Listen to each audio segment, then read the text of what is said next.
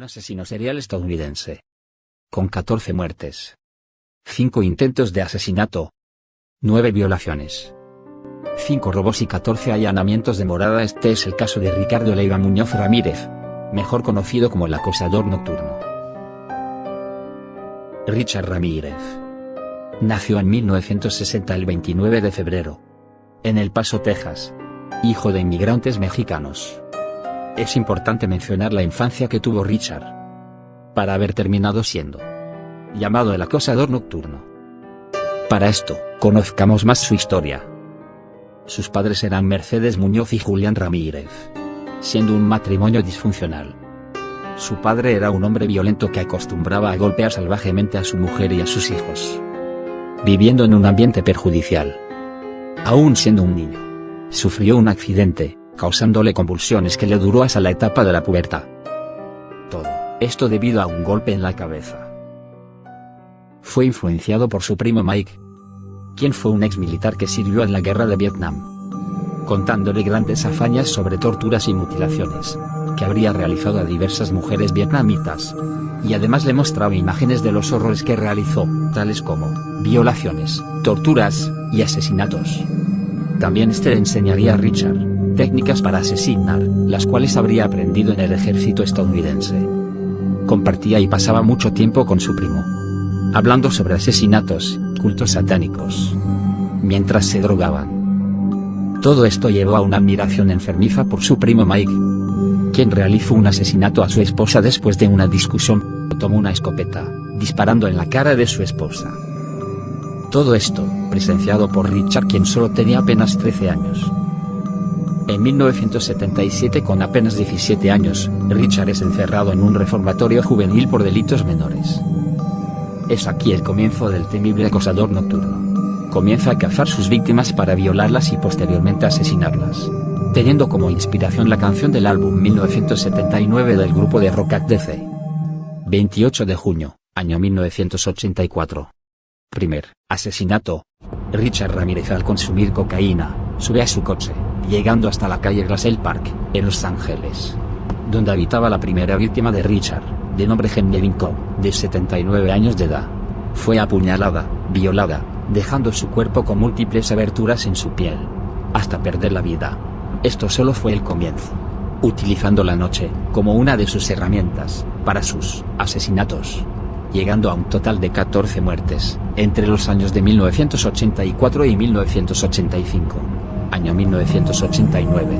Es sentenciado a pena de muerte, en la antigua cárcel de San Quentin, en California, en el que afirmó: "Lucifer está entre nosotros". Richard Ramírez falleció por insuficiencia hepática, el 7 de junio del año 2013, a los 53 años de edad. Sin duda un asesino atípico. A continuación, se presenta la entrevista de Richard Ramírez. Do you admit to being evil, Richard? We are all evil in some form or another, are we not? Convicted serial killer Richard Ramírez seemed to relish the concept of evil, and once upon a time, a lot of folks in the state of California viewed the one-time Texas altar boy as evil's human embodiment. Yes, I am evil. Not 100%, but I am evil. In the summer of 1985, the Texas drifter descended like a deadly disease on a hot California night. A one-man epidemic of madness and murder, one of America's first serial killers to be given a brand name, the Night Stalker. Lock your doors, lock your windows. If you have the ability to provide additional security devices, then by all means do so. Who wants to be next? I don't. No one else does. He preyed on both women and men, young and old. He slipped through windows, slit throats, raped, tortured, and killed. What he did to me has been the total destruction of my life and my girlfriend's life. Former computer engineer Bill Carnes, one of Ramirez's many victims. One night, Carnes and his girlfriend were assaulted in their bed. The woman was raped and Bill Carnes shot 3 times in the head. Bill Carnes ended up in a group home with a bullet still lodged in his brain. He stole my memory. He took my girlfriend. He took my career. And this was just an unprovoked attack.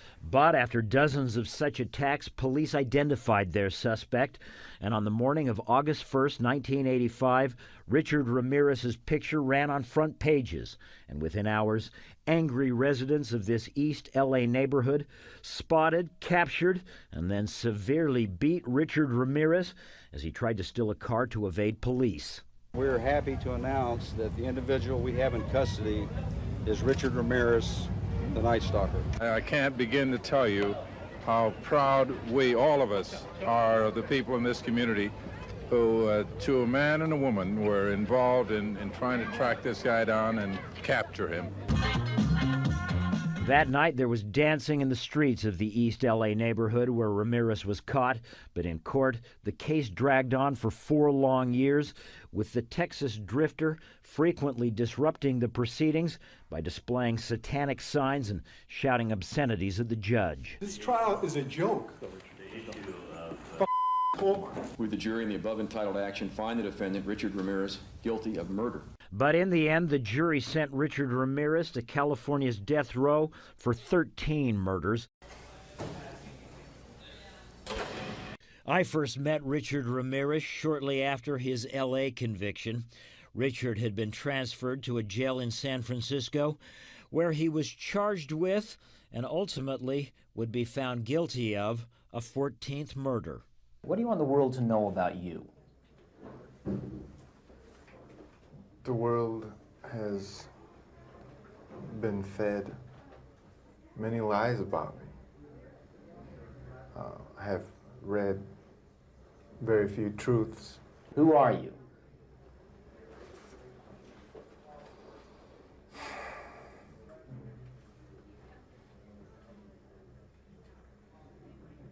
Just a guy. Just a guy. At the time, Ramírez was certainly a guy attracting a lot of attention. Since his arrival at the San Francisco jail, women from around the country, including one of the female jurors who had found him guilty in Los Angeles, had been flocking to the San Francisco facility, even fighting with each other over Richard's affections. I have friends. That is all I care to say, really. They are open-minded people. And it was here, in a cramped room in a San Francisco jail, that I interviewed the man known as the Night Stalker. A memorable face-off, with me asking questions, and Ramírez, for the most part, reading from a script. Did you kill 13 people?